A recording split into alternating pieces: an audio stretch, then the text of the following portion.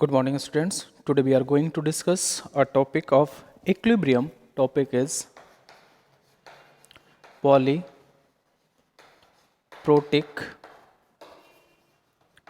acids and bases. तो ये जो हमारा टॉपिक है पॉलीप्रोटिक एसिड्स एंड बेसेस, ये किससे है? तो ये है इक्विलिब्रियम से।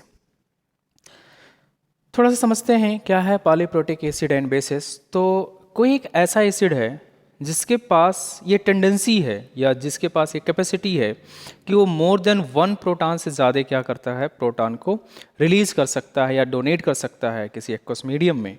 तो ऐसे एसिड्स को हम लोग क्या बोलते हैं? पॉलीप्रोटिक एसिड और बेसिस। तो यहाँ पे एक एग्जाम्पल में हम लेते हैं H2SO4 मॉलिक्यूल्स को। तो ये H2SO4 क्या है? एसिड है। ठीक है, कैसा एसिड है तो इसके बारे में थोड़ा सा डिस्कस करते हैं। H2SO4 को अगर आप क्या करेंगे, एक्वस मीडियम में डिसॉल्व करेंगे तो ये डिसोसिएट होगा H plus HSO4 single minus. तो अभी आपको तो कितना प्रोटॉन यहाँ पे मिल गए? One proton. अगेन जो ये HSO4 सिंगल माइनस है ये डिसोसिएट होगा HSO4 minus H plus SO4 2 minus. इसको अगर मैं वन लाइन में लिखना चाहूं तो इसे मैं लिख सकता हूं H2SO4 गिव्स आउट क्या? 2H plus SO4 2 minus. ये सभी के सभी किस में हैं? एक्वस मीडियम में। किस में है? एक्वस में।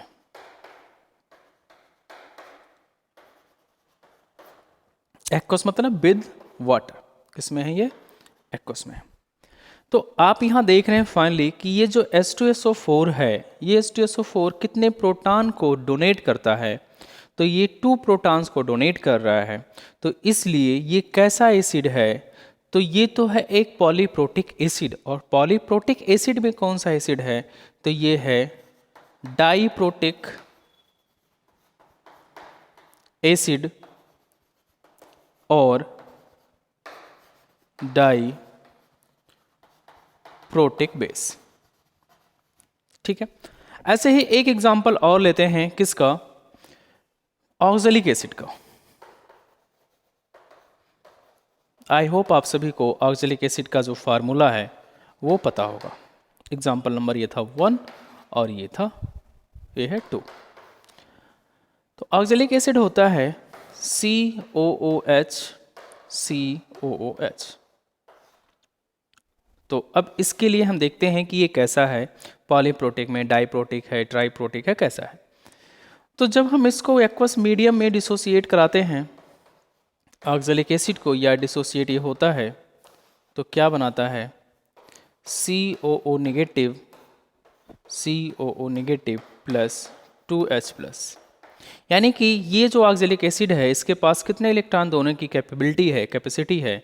तो ये है 2। तो ये क्या है? Diprotic acid. क्या है ये? Diprotic acid. ऐसे एक एग्जांपल और देखते हैं, शायद बात आपको और क्लियर हो जाएगी। थर्ड एग्जांपल देखिए, फास्फोरिक एसिड यानी H3PO4। ये H3PO4 को हम दो तरीके से देखेंगे। एक तो डायरेक्ट मैं यहाँ पे लिख रहा हूँ कि कितने H प्लस को डोनेट कर सकता है? 3H प्लस को। कितने H प्लस को डोनेट करेगा? ये 3H प्लस को डोनेट करेगा, प्लस PO4 3 माइनस बनाएगा। इस रिएक्शन के लिए मैं आपको दो चीज़ें बता रहा हूँ। एक तो ये कि स्टेप बाय स्टेप ये कैसे प्रोटॉन को रिलीज करता है, डोनेट करता है, और सेकंड ये कि इनके डिसोसिएशन कांस्टेंट की वैल्यू क्या होगी, या कैसे हम इसके डिसोसिएशन कांस्टेंट की वैल्यू को लिखते हैं। पहले देखिए ध्यान से। तो यहाँ पे क्या है? ये कैसा है? तो ये है ट्राइप्रोटिक एसिड, या फिर इसको आप क्या कर सकते हैं? Triprotic basis. तो कोई अगर आपसे क्वेश्चन पूछे कि ये कैसा है H3PO4, तो ये कैसा है? ट्राइप्रोटिक एसिड है। यहाँ पे ये है क्यों ये ट्राइप्रोटिक एसिड है? क्योंकि ये 3 प्रोटॉन्स को एक्वस मीडियम में क्या कर रहा है? डोनेट कर रहा है। चलें, अब थोड़ा सा हम इसी को और एक्सप्लेन करते हैं कि ये जो है फास्फोरिक एसिड ये कैसे step by step H plus को डोनेट करता है, जैसे कि हमने किसके लिए देखा था, सल्फ्यूरिक एसिड के लिए। तो क्या होगा, H3PO4 सबसे पहले फर्स्ट ऑफ ऑल एक H प्लस को क्या करेगा, डोनेट करेगा और बनाएगा H2PO4 सिंगल नेगेटिव। इस रिएक्शन के लिए चूंकि एसिड है तो डिसोसिएशन कांस्टेंट एसिड लिखेंगे फॉर फर्स्ट प्रोटॉन के लिए, क्या लिख पाएंगे, molar concentration of H plus divide by into molar concentration of H2PO4 negative divide by क्या होगा, मोलर कंसंट्रेशन ऑफ H3PO4। ऐसा सिमिलरली अगर मैं कहूँ सेकंड प्रोटॉन ये कैसे रिलीज करता है, तो ये देखिए H2PO4 PO2 है, H2PO4 2 नेगेटिव है, ये अगेन एक प्रोटॉन को डोनेट करेगा, क्या बनाएगा ये HPO4 2 नेगेटिव।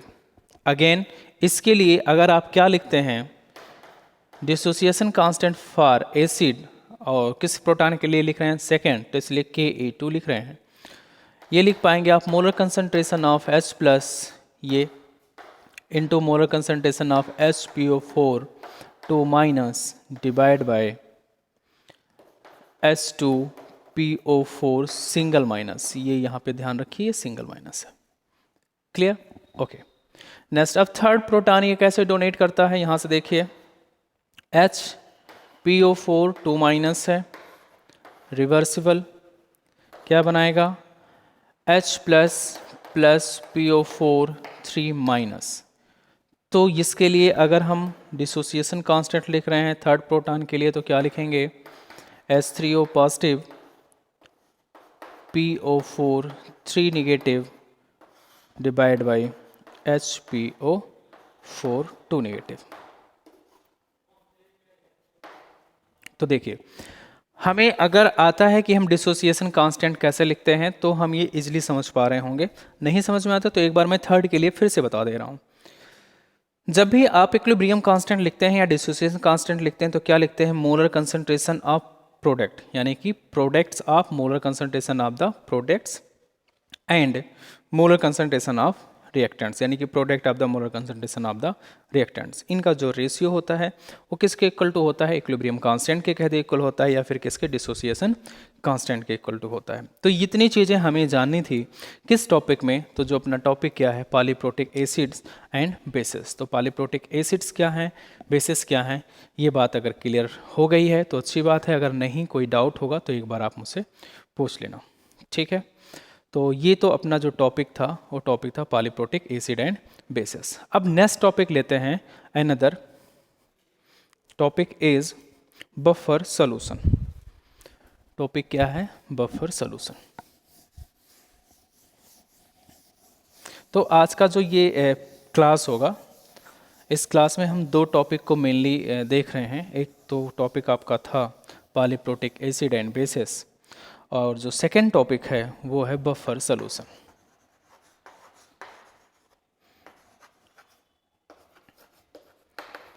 ठीक है, चलिए देखते हैं क्या है बफर सॉल्यूशन। तो जब भी हम एक बफर सॉल्यूशंस की बात करते हैं तो एक ऐसे सॉल्यूशन की बात कर रहे हैं जिसमें स्मॉल क्वांटिटी में अगर मैं कोई एसिड डाल दूं या स्मॉल क्वांटिटी में मैं क्या डाल दूं, बेस डाल दूं, और उनके पीएच पे कोई इफेक्ट ना पड़े। एक सॉल्यूशन है, मान लेते हैं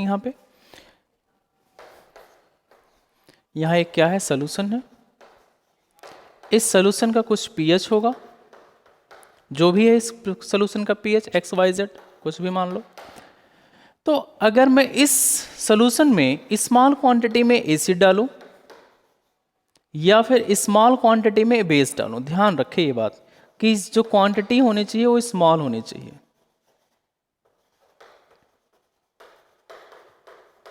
ऐसे ही बेस की भी क्वांटिटी क्या होनी चाहिए, स्मॉल होनी चाहिए। लार्ज क्वांटिटी की बात यहाँ नहीं की जा रही, ये चीज़ ध्यान रखना।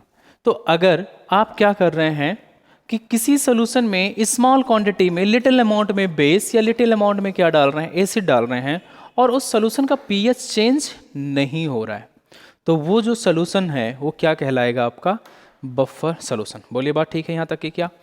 तो बफर सोल्यूशन क्या है?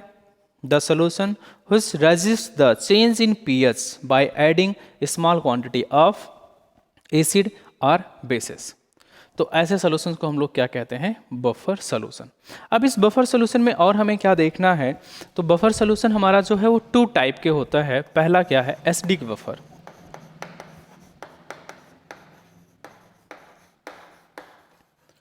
और सेकंड क्या है हमारा, बेसिक बफर।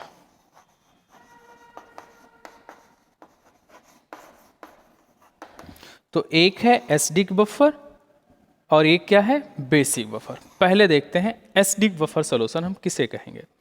तो एसिडिक बफर सॉल्यूशन हमारा क्या है, acidic buffer solution contain equimolar quantity of weak acid and it's salt with strong base.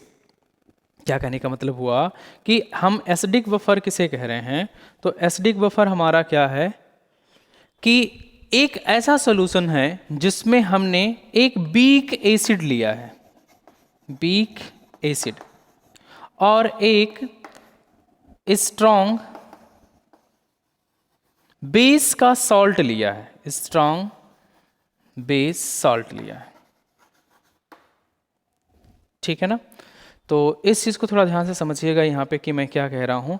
तो जो एसिडिक बफर होगा वो क्या होता है, इक्विमोलर मिक्सचर होता है या क्वांटिटी होती है weak acid and salt with strong base. तो देखते हैं इसमें एग्जाम्पल में हम वीक एसिड ले लेते हैं किसको, CH3COOH को, और स्ट्रॉन्ग बेस का जो साल्ट इसके हो जाएगा वो क्या हो जाएगा, CH3COONA। क्या कहते हैं यहाँ पे कि हम जो यहाँ पे ले रहे हैं क्या, साल्ट, ठीक है, वो क्या है, CH3COONA है, और जो वीक एसिड है वो कौन सा है हमारा, CH3COOH है। तो इन दोनों का जो सोल्यूशन है वो सोल्यूशन हमारा क्या कहलाएगा, एसिडिक बफर कहलाएगा। एसिडिक बफर मतलब हम इसको क्या कह रहे हैं कि ये एक ऐसा सोल्यूशन है जिसमें स्मॉल क्वांटिटी में मैं क्या कर रहा हूँ, कोई एसिड को ऐड कर रहा हूँ या क्या कर रहा हूँ, बेस को ऐड कर रहा हूँ। तो इस सोल्यूशन का जो पीएच है वो पीएच इस सोल्यूशन का चेंज नहीं हो रहा है। अगर कोई पूछे कि इस सोल्यूशन का जो पीएच है वो कितना है, तो अराउंड 4 पीएच कितना, तो ये है अराउंड 4.74। तो ये जो सोल्यूशन देखो, अगर जो पीएच है वो क्या है, लेस देन 7 है, तो सोल्यूशन कैसा होता है, एसिडिक सोल्यूशन होता है। तो इस चीज़ को ध्यान में आप रखेंगे कि एसिडिक सोल्यूशन क्या है, एसिडिक बफर क्या है। तो एसिडिक बफर क्या है आपका, एक सोल्यूशन है जो कंटेन करता है equimolar quantity of weak acid and it's salt with strong base. आपके एग्जाम्पल हमने बता दिए यहाँ पे। अब ऐसे ही बात कर लेते हैं किसकी, बेसिक बफर की। किसकी बात करते हैं यहाँ पे, बेसिक बफर की बात करते हैं कि बेसिक बफर क्या है। तो बेसिक बफर क्या है, तो सेम इसका उल्टा कर दो। क्या करना है आपको, एक वीक बेस लेना है। क्या लेना है, weak base with strong acid salt. मतलब क्या हुआ कि जो आपका बेसिक बफर है वो क्या है, तो basic buffer solution containing equimolar quantity of weak base and its salt with a strong acid। अब इसके एग्जाम्पल पे चलते हैं। तो एग्जाम्पल में इसका ले लेते हैं NH4OH। हम लोगों को पता है कि ये क्या है, एक वीक बेस है, और इसी के साथ हम रखते हैं किसके साथ, इसका NH4Cl। तो इन दोनों का जो इक्विमोलर मिक्सचर होगा, ध्यान रखना कौन सा मिक्सचर है ये, इक्विमोलर मिक्सचर जो है वो बफर सोल्यूशन कहला रहा है। कौन सा बफर कहला रहा है, बेसिक बफर कहला रहा है। तो आपको ये दोनों बातें ध्यान में रखनी होगी कि एक तो बफर सोल्यूशन क्या होता है टाइप में, एसिडिक बफर और बेसिक बफर क्या है। अगर आप इस बफर सोल्यूशन में स्मॉल क्वांटिटी में क्या एसिड डालते हैं या स्मॉल क्वांटिटी में क्या डालते हैं, बेस डालते हैं, तो इसका पीएच चेंज नहीं होगा। इसके पीएच की बात करें कि इसका पीएच कितनी वैल्यू कितनी होती है, तो अमोनियम हाइड्रोक्साइड जो है और अमोनियम क्लोराइड का जो ये बेसिक बफर है, इसका पीएच जो है वो अराउंड कितने हैं 9.25। पीएच कितना है अराउंड 9.25। तो 9.25 का मतलब क्या, ग्रेटर देन क्या है 7 है, तो ग्रेटर देन 7 है तो ये क्या होगा आपका एक बेसिक बफर होगा।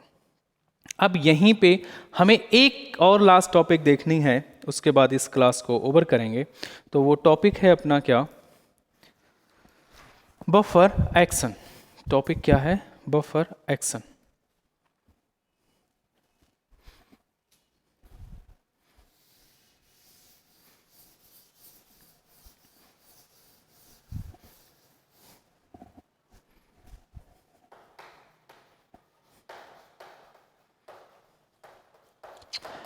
दो बातें आप ध्यान में रखिए कि अगर आपसे बफर सॉल्यूशन की डेफिनेशन पूछी जाती है तो आपको क्या लिखना है, और बफर एक्शन की अगर आपसे डेफिनेशन पूछी जाती है तो आपको क्या ध्यान रखना है। बफर एक्शन क्या है, ability of the buffer solution to resist the change in pH value on the addition of small amount of an acid or a base is called buffer action. मतलब क्या है कि जो आप ऐड कर रहे हैं स्मॉल क्वांटिटी में क्या एसिड या फिर स्मॉल क्वांटिटी में क्या बेस, तो वो जो रजिस्ट करने का पावर है सॉल्यूशन का जो रजिस्ट करने का पावर है वो क्या कहला रहा है, बफर एक्शन। तो बफर एक्शन की डेफिनेशन एक बार फिर से ध्यान से सुन लीजिए। The ability of the buffer solution to resist the change in pH value on the addition of small amount of an acid और a base is called buffer action. तो ये दो टॉपिक आज का हमारा था, और इन दो टॉपिक को अच्छे से पढ़िएगा, कोई डाउट होगा तो पूछिएगा। Thank you all.